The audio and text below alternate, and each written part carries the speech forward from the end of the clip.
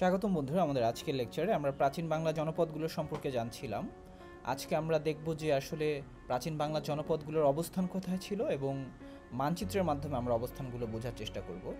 তো আমি আজকের লেকচারে একটি মানচিত্র নিয়ে এসেছি। এখানে আসলে এখানে মানচিত্রের সত্ত্বাধিকারের নাম দেওয়া আছে মাজার সানভি। তো আমাদের বইতে যে মানচিত্র আছে সেটি অনেকের জন্যই বোঝা বেশ কষ্টকর। তো আমি চেষ্টা করেছি যে একটি সহজ মানচিত্র নিয়ে আসতে, যাতে আসলে বোঝাটা সহজ হয় এবং পরবর্তীতে বইয়ের মানচিত্রের সাথে মিলিয়ে সহজেই বুঝতে পারা যায়। তো এখানে বেশ কিছু অঞ্চল আছে, যেসব অঞ্চলে আসলে আরও কিছু জনপদ ছিল, যেহেতু আমাদের বইতে নেই তাই আমরা সেগুলো দেখাবো না। শুধুমাত্র আমাদের বইতে যেগুলো আছে সেই জনপদগুলো, প্রাচীন বাংলা জনপদগুলোর অবস্থান সম্পর্কে আমরা জানবো। তো শুরুতেই জেনে নেওয়া যাক গৌড়। গৌড় একটি সুপরিচিত নাম হলেও ঠিক কোথায় জনপদটি গড়ে উঠেছিল সেটি জানা যায়নি। তবে ধারণা করা হয় যে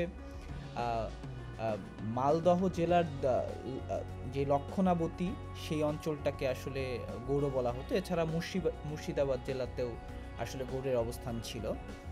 তো আমরা যদি একটু এইখানে দেখতে যাই, এই যে আসলে গৌড় অঞ্চলটি মানচিত্রে। তো তারপরে রয়েছে বঙ্গ। তো বঙ্গ থেকে পরবর্তীতে বাঙালি জাতির উৎপত্তি। তো বর্তমানে যে ফরিদপুর, বাখেরগঞ্জ এবং পটুয়াখালী, এই বৃহত্তর অঞ্চলটি জুড়ে আসলে বঙ্গের অবস্থান ছিল। তারপরে রয়েছে পুন্ড্র।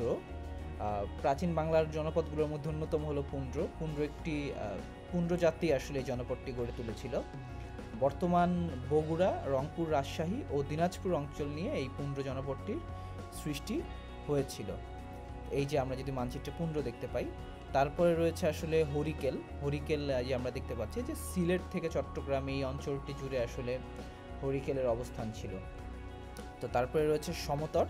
তো সমতটের ক্ষেত্রে আসলে ধারণা করা হয় যে বৃহত্তর কুমিল্লা অঞ্চল জুড়ে সমতট জনপদটির অবস্থান ছিল এবং কুমিল্লার ময়নামতিতে বেশ কিছু প্রাচীন নিদর্শনও পাওয়া গেছে। শালবন বিহার এদের মধ্যে অন্যতম। তারপরে সমতটের পরেই আমরা দেখতে পাচ্ছি যে বরেন্দ্র।